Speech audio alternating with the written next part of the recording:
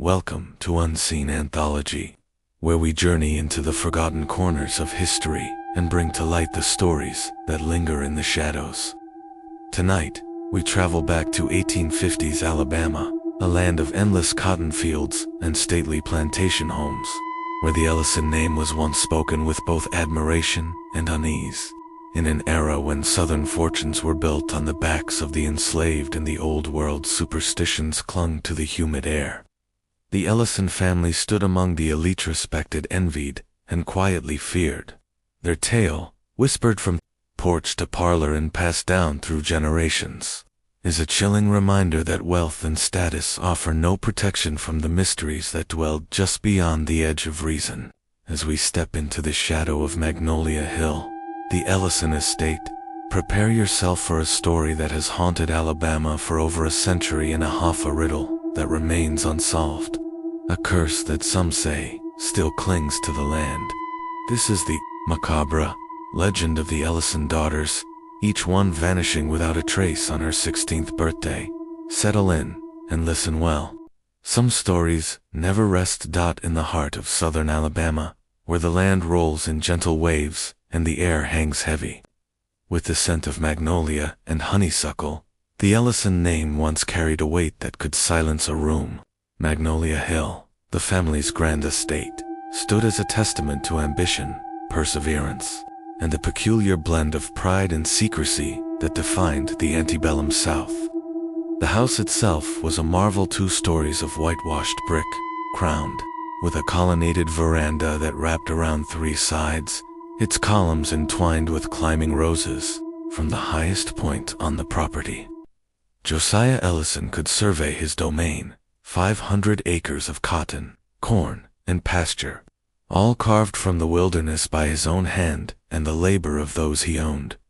Josiah Ellison arrived in Alabama in 1825, a man with little more than a modest inheritance and a relentless drive to succeed. He brought with him 3 enslaved people, Moses, Ruth, and their son Samuel, whose fates would become entwined with the Ellison family for decades. The land he purchased was wild and untamed, thick with pine and oak, but Josiah saw only potential. He worked alongside his slaves in those early years, his hands blistered and calloused, his back bent beneath the same sun that scorched their skin. Neighbors respected his work ethic, even as they whispered about his sharp dealings and the uncanny luck that seemed to follow him. By 1835, Josiah's holdings had grown tenfold. The original cabin was replaced by the imposing mansion that would become Magnolia Hill, its construction timed to coincide with his rising fortunes. The house was filled with imported furniture, silver from Charleston, and portraits of ancestors real and imagined whose stern faces watched over every gathering. The centerpiece was a sweeping staircase, each baluster hand-carved by a skilled craftsman Josiah had purchased for the task. Every detail spoke of wealth, taste, and a desire to be remembered. The Ellisons quickly became fixtures in the local gentry. Their annual harvest balls were legendary, drawing guests from as far as Mobile and Montgomery. The plantation's fields were among the most productive in the county, and Josiah's reputation as a shrewd, sometimes ruthless, businessman grew with each passing year. Yet, for all their outward success, there was an undercurrent of unease that clung to Magnolia Hill. Some said it was the land itself, once the site of an abandoned settlement, or perhaps something older, a place where the boundaries between worlds grew thin. Elizabeth Montgomery, Josiah's wife, brought her own air of mystery to the estate. The daughter of a neighboring planter, she was known for her beauty, her intelligence, and her quiet, almost spectral presence. She moved through the house like a ghost, her pale hair always perfectly arranged, her amber eyes watchful and distant. Elizabeth's dowry included not only fine linens and silver, but a collection of family heirlooms, most notably a silver hand mirror with the Montgomery crest, which she kept close at all times. The house slaves whispered that she could often be found gazing into its polished surface, lost in thought, as if searching for something just beyond her reflection. the Ellison family grew quickly. Their first child, Thomas, was born in 1831, followed by 4 daughters, Margaret, Catherine, Josephine, and, after a long gap, little Sarah. Each birth was celebrated with lavish christenings and feasts, the house filled with music and laughter. The children were raised in privilege, tutored by governesses, and surrounded by the trappings of Southern gentility. Yet, even in their earliest years, there were signs that all was not as it seemed. The girls, especially, were prone to strange dreams and fits of melancholy, their laughter sometimes giving way to long silences as they stared out the windows toward the distant oak tree at the edge of the property. Magnolia Hill was a place of contradictions, beauty and decay, joy and sorrow, sunlight and shadow. The Ellisons were admired, envied, and, in some quarters, quietly feared. Their story, like the house itself, was built on strong foundations, but beneath the surface, cracks were beginning to form. The land remembered what had come before, and the price of forgetting would soon become clear. Josiah Ellison's ambition was the kind that burned quietly, a steady flame that never flickered, even in the face of hardship.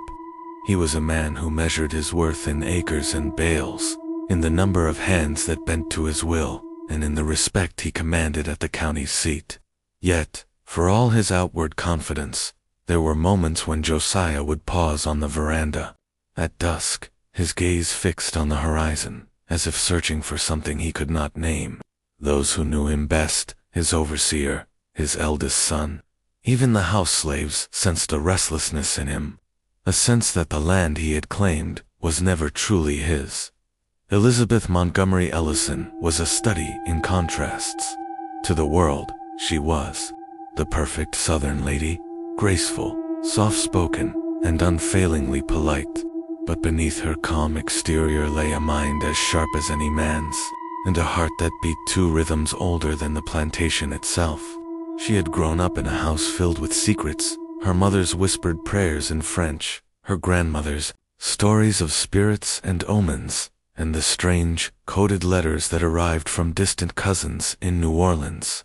Elizabeth's education had included not just embroidery and music, but the reading of old books, the mixing of herbs, and the careful observation of the moon's phases. Their marriage, arranged by Elizabeth's father, was a union of ambition and legacy.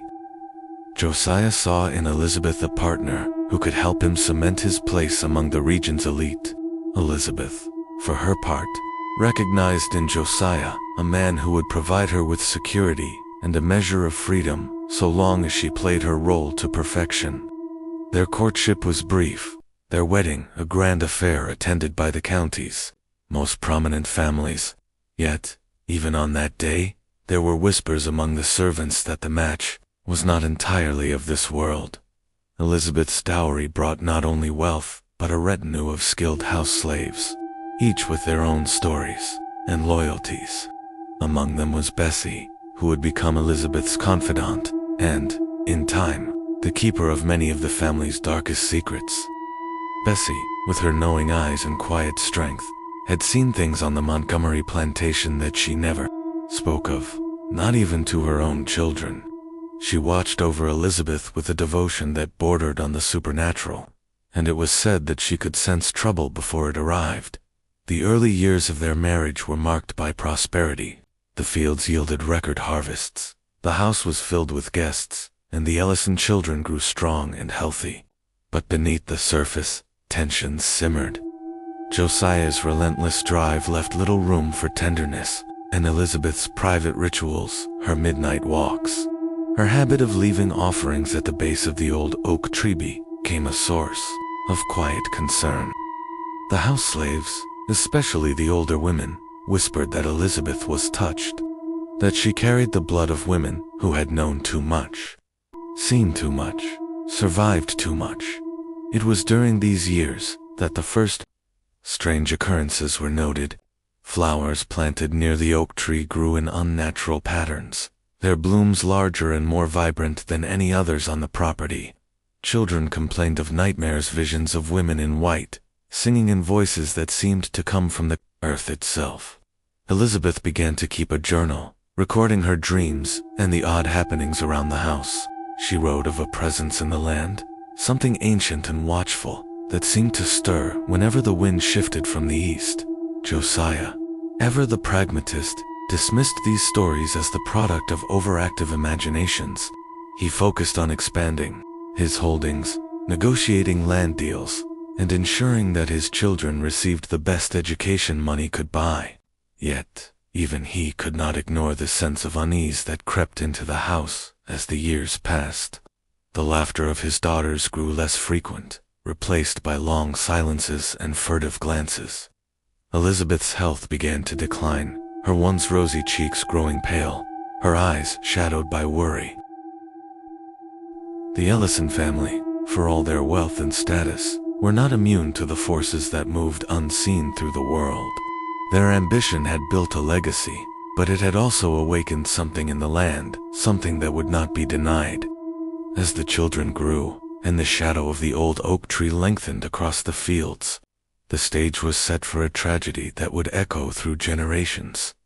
The Ellison children were the pride of Magnolia Hill, their lives unfolding beneath the watchful eyes of both family and community. Thomas, the eldest, was groomed from birth to inherit his father's legacy. He was a serious, dutiful boy, quick to learn the ways of the land and the expectations of Southern manhood. But it was the daughters Margaret, Catherine, Josephine, and Sarah who drew the most attention. Their beauty and grace, the subject of endless admiration, and, in quieter moments, concerned. Margaret, the first daughter, was born in 1834. From an early age, she displayed a fierce intelligence and a restless spirit. She devoured books from her father's library, often reading by candlelight long after the rest of the house had gone to bed. Her laughter was infectious, her curiosity boundless, and she possessed a stubborn streak that both delighted and exasperated her parents. Margaret was closest to her mother, often accompanying Elizabeth on her walks through the gardens and listening intently to her stories of the old country and the women who had come before. Catherine, born 2 years after Margaret, was her sister's opposite in many ways. Where Margaret was bold and outspoken, Catherine was quiet and observant, content to watch the world from the shadows. She excelled at the domestic arts, her embroidery and needlework, the envy of every young lady in the county. Catherine's calm demeanor made her a favorite among the house slaves, who often sought her out for comfort or advice. Yet, beneath her placid exterior, there was a steeliness that would reveal itself in time. Josephine, the third daughter, arrived in 1838. She was a solemn child, prone to long silences and sudden bursts of emotion. Josephine seemed to exist in a world apart, her thoughts often turned inward, her gaze distant. She was sensitive to the moods of those around her, quick to sense tension or sorrow, and she developed a close bond with Bessie, her mother's maid.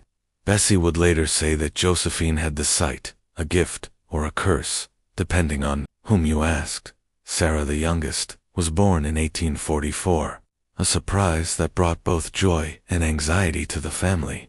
By the time of her birth, the Ellison household had already begun to change.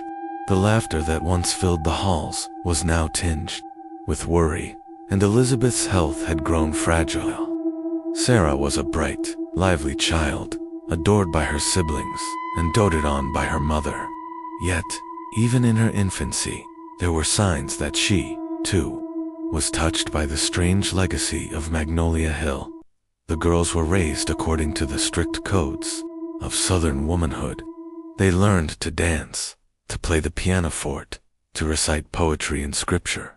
Their days were filled with lessons, their evenings with family prayers and quiet conversation. Yet, for all the outward trappings of gentility, there was an undercurrent of unease that ran through their lives. The girls were warned never to wander too far from the house, especially after dark. They were told to avoid the old oak tree at the edge of the property, though no one would say exactly why. As the daughters grew, so did the whispers. Neighbors remarked on their beauty, their intelligence, their uncanny resemblance to the women in the old Montgomery portraits. Some said the girls were fae, touched by something otherworldly. Others claimed they had inherited their mother's gifts, her knowledge of herbs and omens, her ability to see what others could not. The house slaves, especially the older women, watched the girls with a mixture of affection and fear, crossing themselves when one of the daughters fell ill or woke screaming from a nightmare. Despite the growing sense of dread, life at Magnolia Hill continued in its familiar rhythms. The girls attended church each Sunday, their presence in the front pew a reminder of the family's standing. They hosted teas and picnics, entertained suitors, and prepared for the day when they would be presented to society. Yet, beneath the surface, the shadow of the old oak tree loomed ever larger, its branches reaching toward the house as if in warning.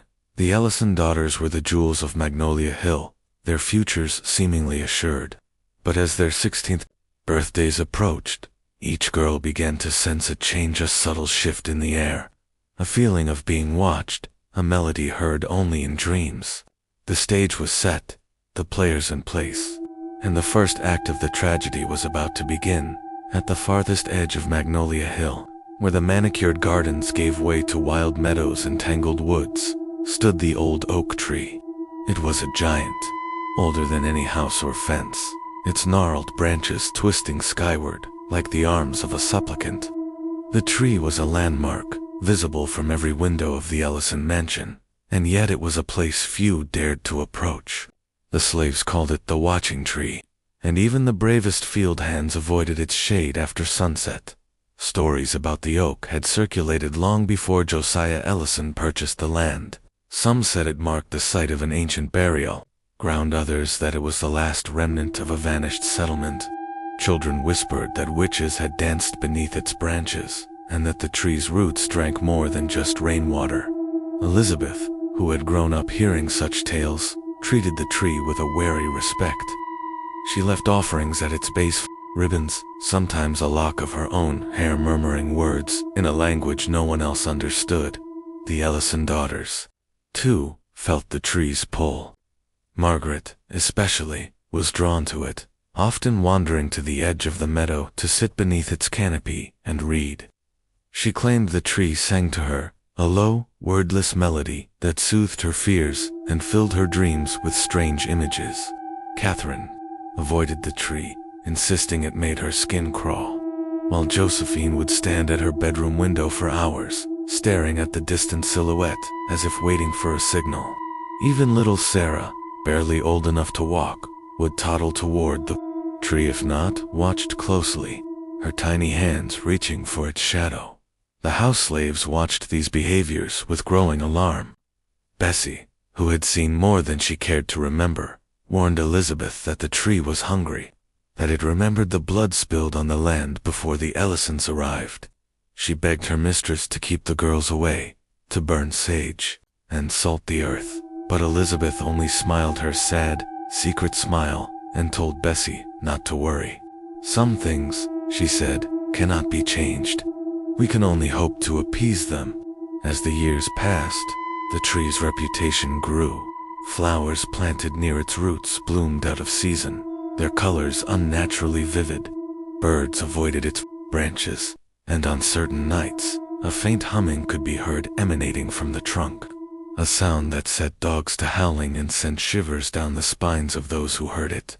The slaves whispered that the tree was a doorway, a place where the veil between worlds was thin. They told stories of women in white, seen drifting among the branches on moonless nights, their faces hidden, their voices raised in mournful song. Josiah, ever the skeptic, dismissed these tales as superstition. He forbade the slaves from spreading rumors, threatening punishment for anyone caught frightening the children. Yet, even he could not ignore the unease that settled over the house as the girls grew older. He found himself waking in the night, heart pounding, convinced he had heard footsteps in the hallway or seen a pale figure at the edge of the garden. He took to locking the doors and windows, posting guards near the tree during harvest season. But the sense of impending doom only deepened. Elizabeth, meanwhile, grew more withdrawn. She spent hours in the attic, poring over old letters and family Bibles, searching for answers in the faded ink of her ancestors. She wrote long, rambling entries in her journal, describing dreams of women calling her name, of hands reaching through the darkness, of a song that promised both comfort and oblivion. She confided in Bessie that she feared for her daughters, that the tree's hunger was growing, that the price for their prosperity was about to be paid. The Ellison daughters, for their part, sensed the change as their 16th birthdays approached. Margaret grew restless, plagued by nightmares and a sense of being watched. Catherine became withdrawn, her laughter fading to silence. Josephine began to hum the tree's melody under her breath, her eyes distant and unfocused. Even Sarah, too young to understand, grew fretful and clingy, refusing to sleep unless her mother was near. The old oak tree stood silent and watchful, its roots deep in the blood-soaked earth, its branches reaching for the sky. The warnings had been given, the omens ignored. The stage was set for the first act of the Ellison tragedy, a story that would echo through the generations, carried on the wind and whispered beneath the shadow of the watching tree. The summer of 1845 arrived with a heat that pressed down on Magnolia Hill like a heavy hand. The air shimmered above the cotton fields, and the cicadas sang their endless song. Inside the Ellison mansion, preparations were underway for a celebration that would mark Margaret's passage from girlhood to womanhood, her 16th birthday. In the antebellum South, such an occasion was more than a family milestone. It was a public event, a declaration of status and hope for the future.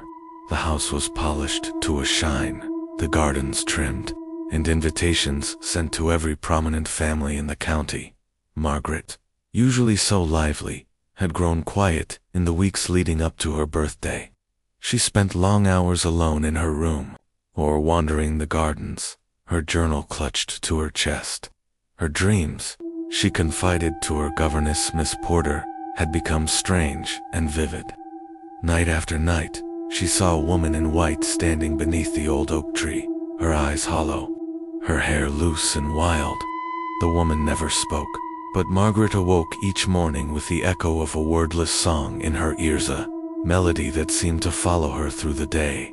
Miss Porter, a sensible woman from Boston, tried to reassure her charge.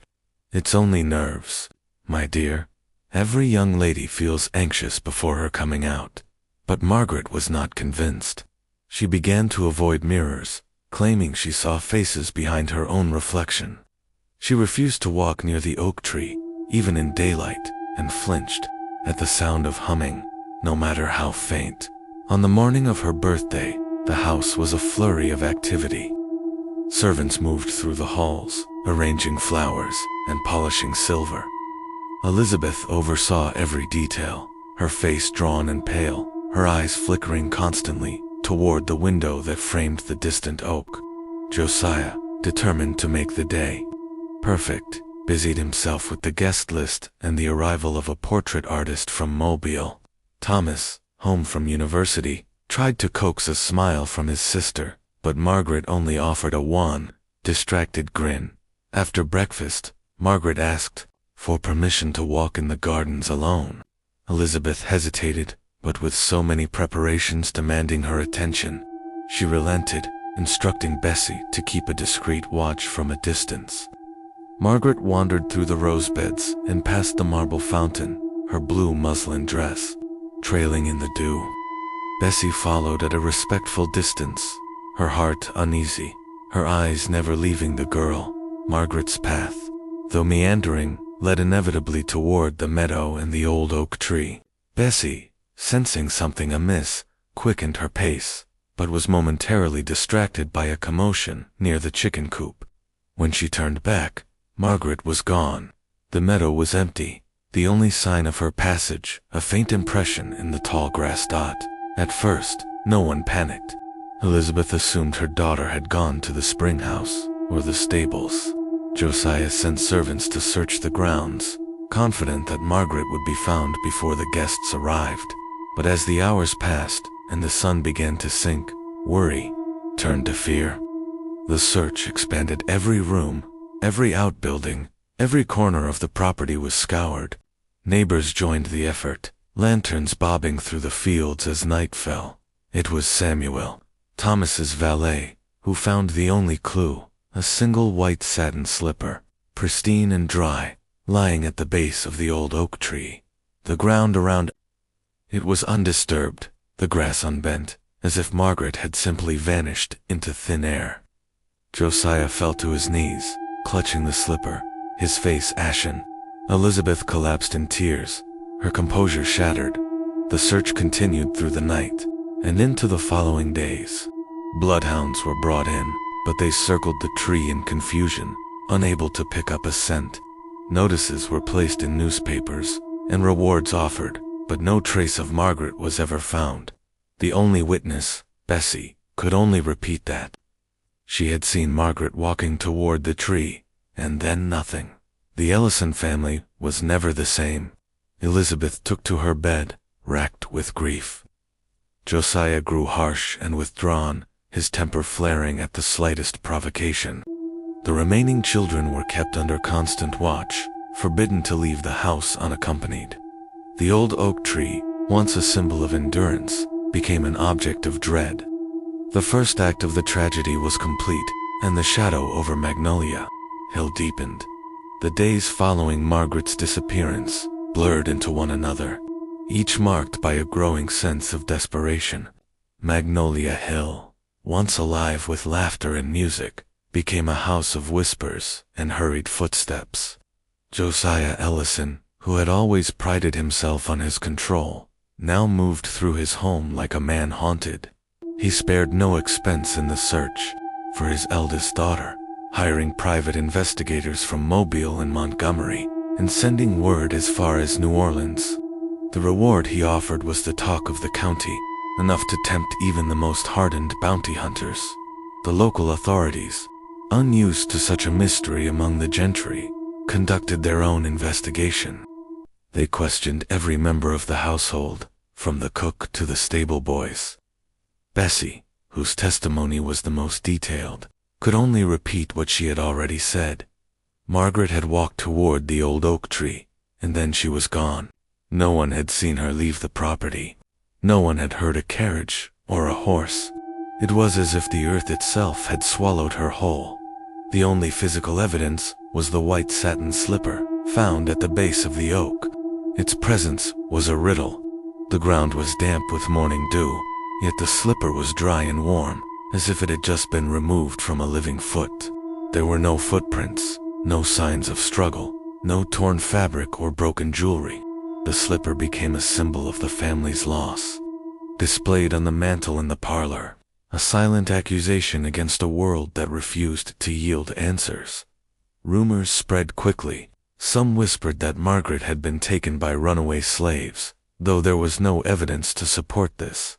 Others suggested she had eloped with a secret lover, but her letters and journals revealed no such attachment. The most persistent stories, however, were those that spoke of the old oak tree. The slaves, emboldened by the chaos, whispered that the tree had claimed her, that the women in white had come for Margaret, as they had for others long ago.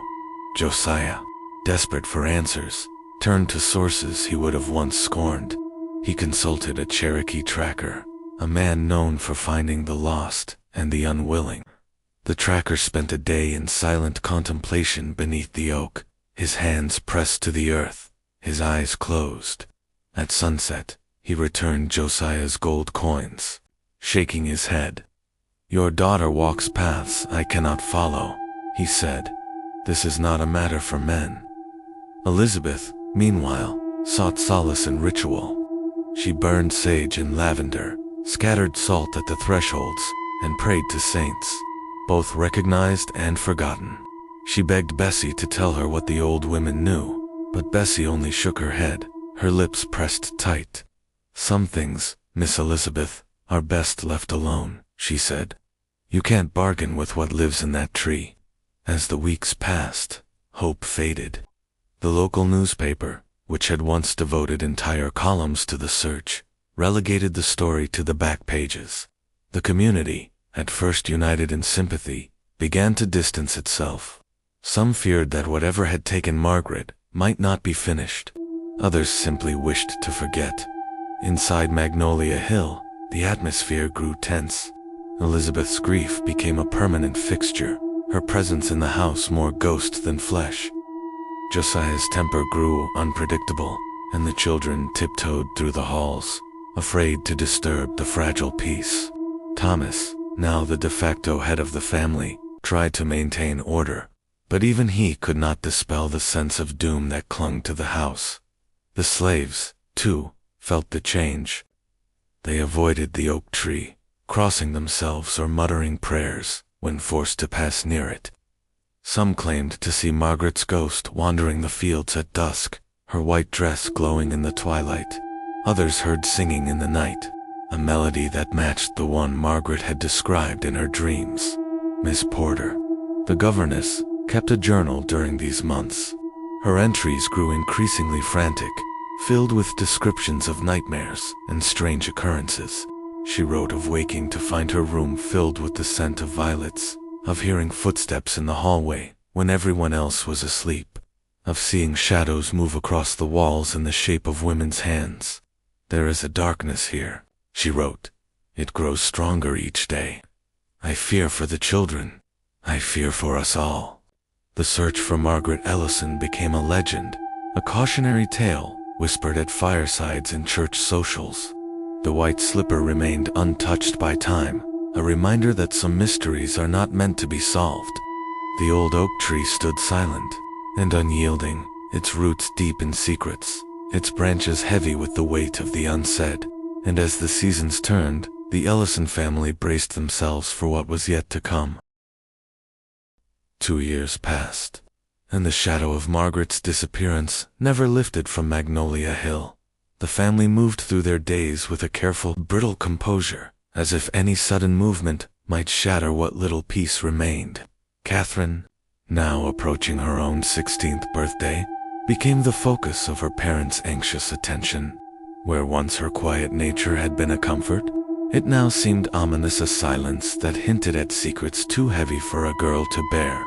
Josiah, determined not to lose another daughter, imposed strict rules. Catherine was never left alone, not even for a moment. Armed men patrolled the grounds day and night, and the old oak tree, source of so much dread, was finally cut down and burned, its wood reduced to ash and scattered far from the house. The slaves watched this act with unease, muttering that disturbing the tree would only anger whatever dwelled within it. But Josiah would not be swayed by superstition. He believed in action, in control, in the power of a father's will to protect his child. Catherine herself met these precautions with a stoic acceptance. She insisted she was not afraid, that Margaret's fate was a tragedy, not a curse. "I sleep soundly," she told Miss Porter, "and I have no time for nightmares." Yet, as her birthday drew near, even Catherine could not ignore the sense of inevitability that crept into her days. She moved through the house with a quiet resignation, her eyes lingering on her mother's drawn face, her father's tense jaw, her younger sister's anxious glances. On the morning of October 3rd, 1847, the house was tense with anticipation. Elizabeth had not left her bed in days, overcome by memories and dread. Josiah checked and rechecked the locks, the guards, the windows.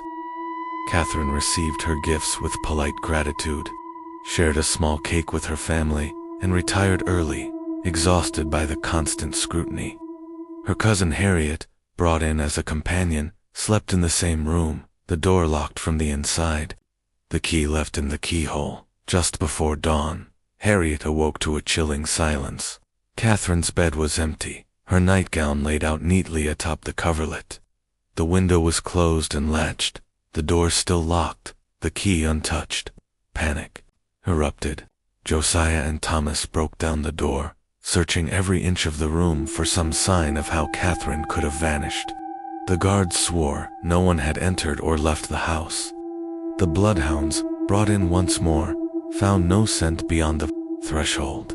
The disappearance was impossibly complete, a locked room mystery that defied all logic. The family was thrown into chaos. Josiah, once so sure of his ability to protect, was broken by this second loss. He no longer spoke of finding his daughters, only of keeping the rest of his family safe. Elizabeth retreated further into her own world, speaking to her missing daughters as if they were still present, setting places for them at the table, folding their laundry, arranging flowers in their empty rooms. The slaves whispered that the land itself had turned against the Ellisons, that the old burial ground beneath the house was claiming what was owed. Some blamed the cutting of the oak tree, saying its spirit now roamed free, untethered and hungry. Others pointed to Elizabeth's rituals, her midnight prayers and secret offerings, as the source of the family's misfortune. Miss Porter's journal from this time is filled with fear and confusion. She wrote of dreams in which she saw Catherine walking across the fields, her face aged and hollow, followed by a procession of women in white, singing a melody that filled her with dread. The plantation began to decline. Josiah neglected the fields, pouring his energy into ever more elaborate security measures, iron bars on the windows, new locks on every door, strict rules for every member of the household. Josephine and Sarah were moved into the master bedroom, watched over day and night. The laughter and music that once filled Magnolia Hill were replaced by silence and suspicion. Catherine's disappearance became another chapter in the growing legend of the Ellison family. The locked room, the untouched key, the absence of any trace. These details were repeated and embellished in every telling. Some said Catherine had been spirited away by the same women in white who had claimed Margaret. Others insisted she had simply ceased to exist, erased from the world by forces beyond human understanding. The Ellison family, once the envy of the county, was now a cautionary tale. The curse, if that was what it was, had claimed its second daughter. And as the years turned, the eyes of Magnolia Hill turned to Josephine, the next in line, and wondered what fate awaited her. By the time Josephine approached her 16th birthday, Magnolia Hill was a shadow of its former self. The once thriving plantation was now marked by neglect, fields overgrown, outbuildings in disrepair, and the grand house itself echoing with emptiness. The laughter of children and the music of parties had faded, replaced by the hush of fear and the weight of unspoken grief. Josiah, once a pillar of strength, had become gaunt and hollow-eyed, his obsession with security growing more desperate with each passing day. Elizabeth, her spirit battered by loss, drifted through the halls like a ghost, speaking to her missing daughters in soft, broken tones. Josephine, the third daughter, had always been the most sensitive, the most attuned to the moods and undercurrents of the household. She had watched her sisters vanish, Margaret into the meadow, Catherine from a locked room, and she knew, with a certainty that chilled her, that her own time was coming. She rarely smiled now, her eyes shadowed by dread. She spent her days indoors, never venturing near the windows, and her nights were haunted by dreams of women in white, their faces both familiar and strange, singing that same wordless melody that had plagued Margaret. Miss Porter, still serving as governess and companion, tried to comfort Josephine, but the girl's resignation was unshakable. "They're coming for me," Josephine whispered one night, her voice barely audible. "I see them in my dreams. I hear them calling. They won't stop with me, Miss Porter. They'll take Sarah, too, if you don't get her away." The plea was desperate. But Miss Porter knew Josiah would never allow his youngest child out of his sight, not after losing 3 daughters. As April 1849 approached, Josiah's preparations took on a feverish intensity. He dismissed most of the remaining servants, trusting no one outside the family. He boarded up every entrance to the house, except one, which he guarded himself, rifle in hand. He even consulted engineers about building an underground chamber to keep Josephine safe, but his dwindling fortune made such plans impossible. Elizabeth, in a rare moment of clarity, suggested they leave Magnolia Hill, altogether flee north, change their names, start anew. But Josiah refused. "This is our home," he insisted. "I built it from nothing. I won't be driven away by shadows." Josephine grew quieter as her birthday neared, her presence in the house almost spectral. She spent hours staring out the barred windows, humming the strange melody under her breath. Sometimes, she would sit with Sarah in her lap, stroking her hair and murmuring promises of protection. Other times, she would simply sit in silence, her gaze fixed on something only she could see. On the eve of her birthday, Josephine asked, "Speak with her father alone."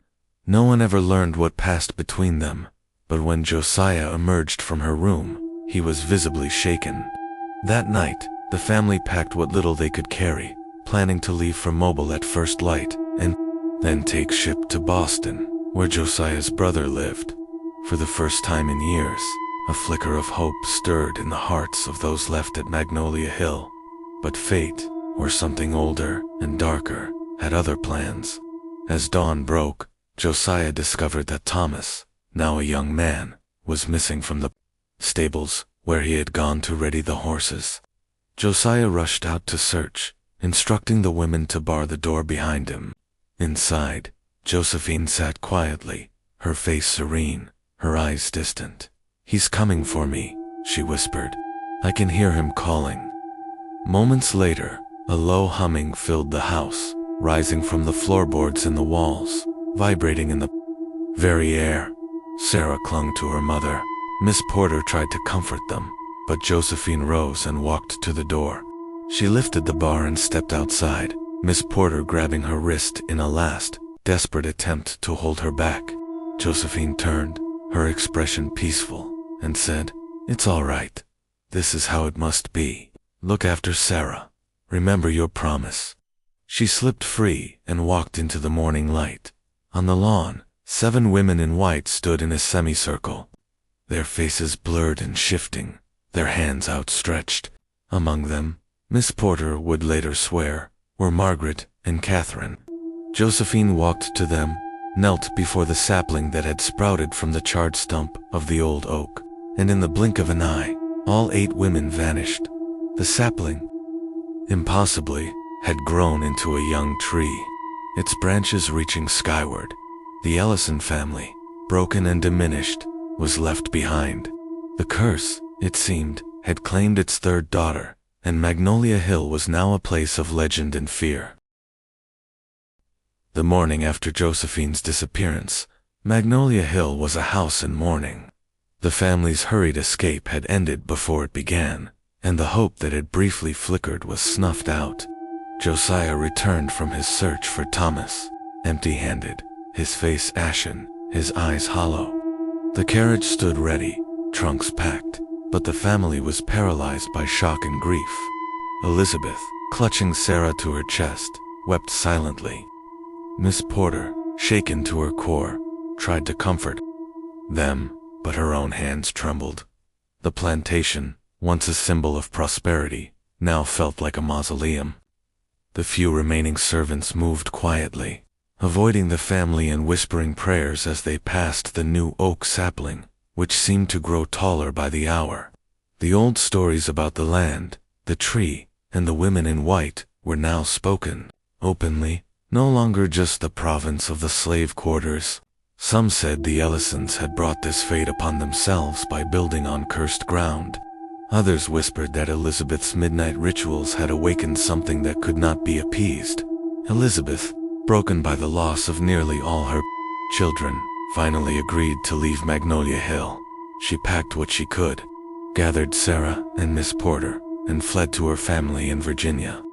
She never spoke of the Ellisons again, telling neighbors only that her husband and elder children had died of fever. Sarah, the last surviving daughter, was raised as Sarah Montgomery by her maternal grandparents, her true identity hidden from the world. Elizabeth died in 1855, her spirit never recovering from the trauma of those final days in Alabama.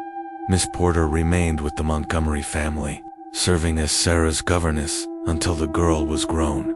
She kept her journals and the fragments of the Ellison story locked away, unwilling to revisit the horrors she had witnessed. In 1860, as the nation teetered on the brink of war, she compiled her notes and sealed them in a cedar box, instructing that it not be opened until after her death.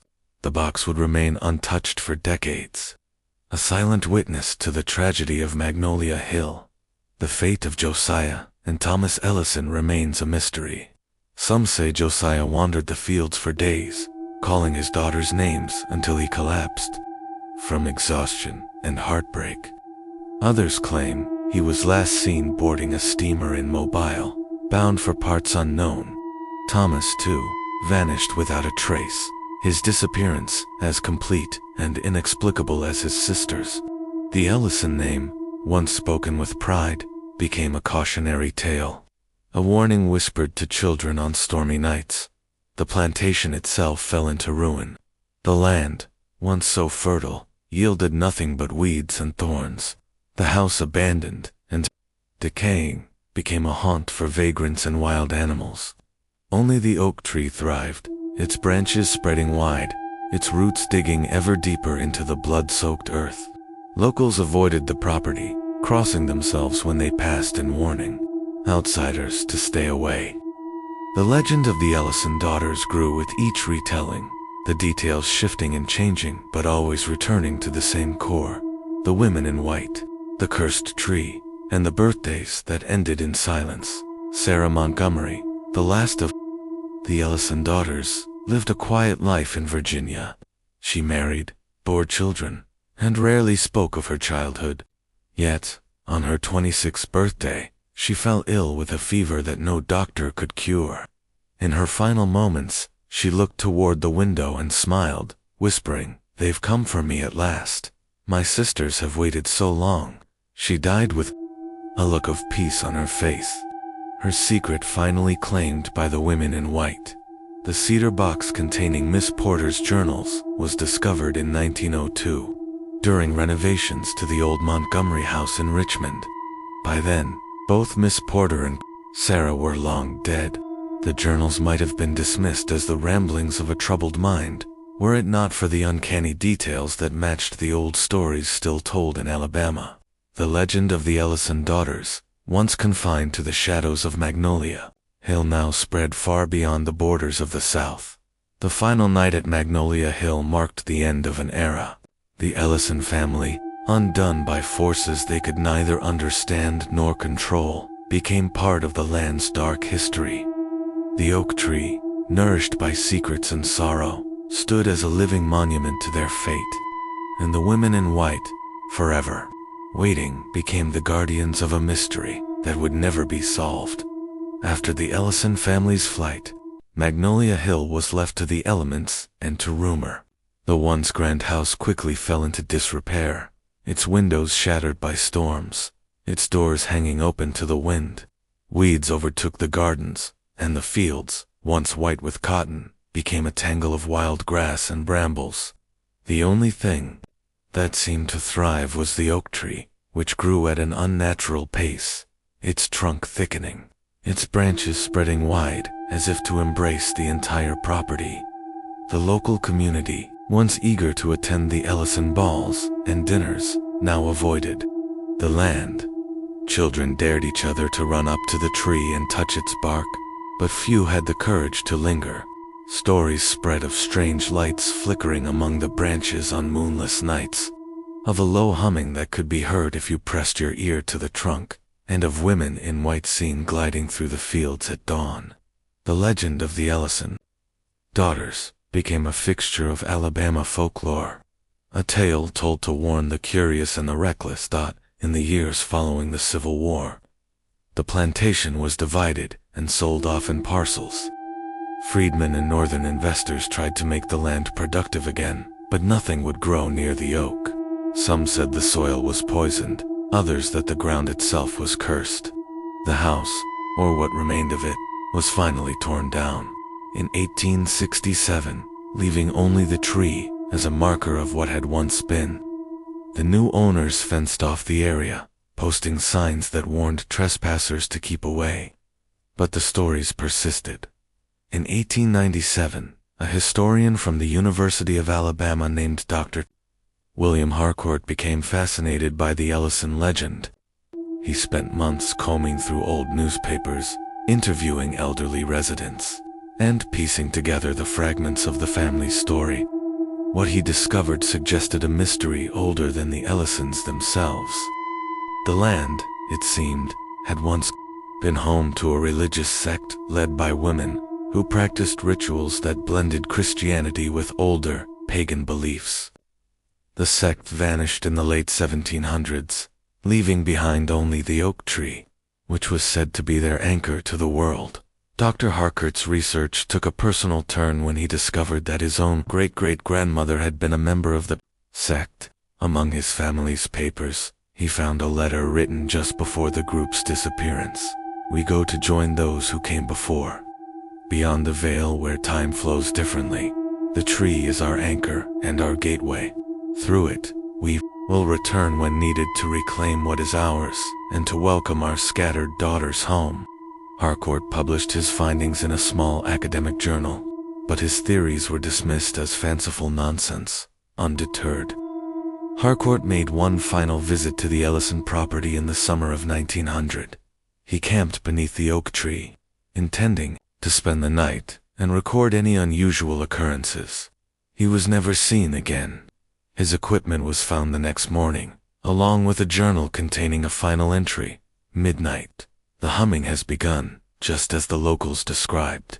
There's a quality to it that defies description. Not quite music, not quite language, but something in between. I can make out figures moving among the branches, women in white, with faces both young and impossibly ancient. They're looking at me. They know why I've come. One of them, could it be Mother Abigail herself, is beckoning to me.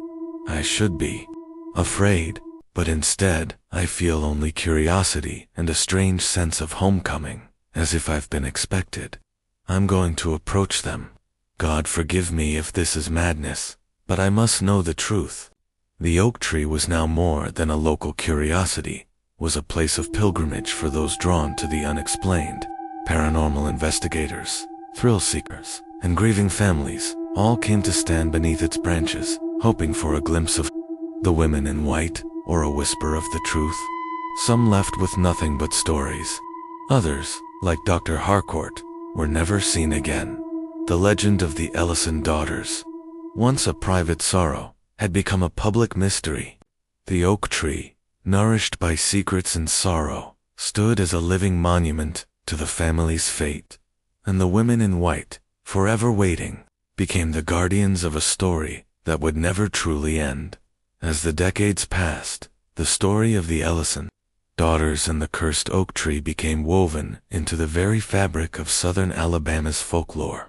The land where Magnolia Hill once stood was now a patchwork of small farms and overgrown woods, but the oak tree remained, impossibly ancient and immense, its roots twisting deep into the earth. Locals avoided the area, and those who ventured too close spoke of a chill in the air, a sense of being watched, and the faintest trace of a melody on the wind. In the early 20th century, the legend found new life. In 1927, a young woman named Eleanor Pritchard, a student at the Alabama Women's College, chose the Ellison disappearances as the subject of her thesis in American folklore. Unlike earlier researchers, Eleanor sought out the descendants of those who had known the Ellisons, collecting oral histories and family secrets.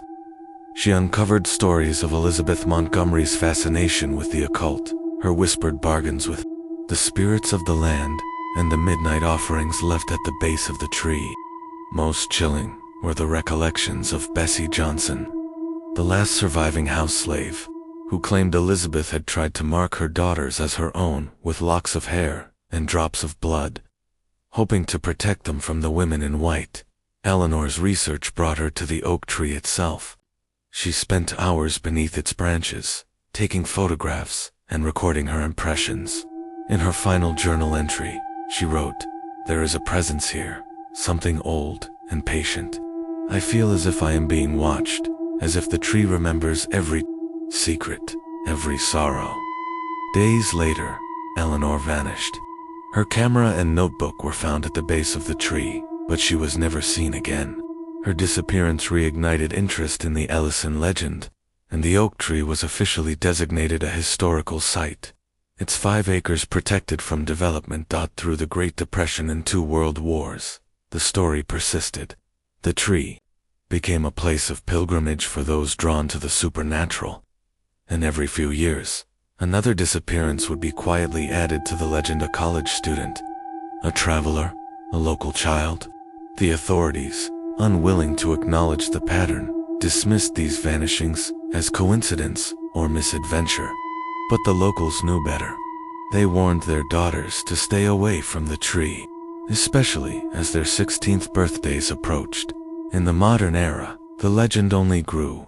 Paranormal investigators set up cameras and recorders, capturing strange lights, unexplained temperature drops, and the sound of women singing in an unidentifiable language. Artifacts linked to the Ellison daughters: a white satin slipper, a silver locket, a leather-bound journal would sometimes appear at the base of the tree, only to vanish again without a trace. Those who tried to photograph them found only blurs, as if the objects existed in 2 worlds at once. The oak tree's curse became a story, not just of one family, but of the land itself, a warning to those who would build their fortunes on ground that does not welcome them. The women in white, it was said, still walked among the branches on moonlit nights, their song a promise and a warning. Some claimed that if you stood beneath the tree at midnight, on the anniversary of Margaret Ellison's disappearance, you could hear the voices of all 4 sisters, singing together in perfect, haunting harmony. To this day, the oak tree stands, its trunk measuring over 30 feet in circumference, its branches casting a shadow that seems to swallow the light. Local children still dare each other to spend the night beneath its canopy, but few have the courage to try. The legend endures, a living memory of sorrow, mystery, and the hunger of the past. The story of the Ellison family is not just a tale of loss, but a reminder that some mysteries are never meant to be solved. The women in white are still waiting, their song echoing through the years, calling their daughters home. And as long as the oak tree stands, their story will never truly end.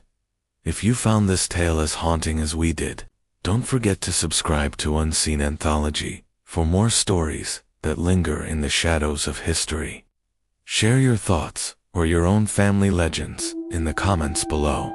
And remember, some mysteries are best left undisturbed. Until next time, keep your eyes open for what remains unseen.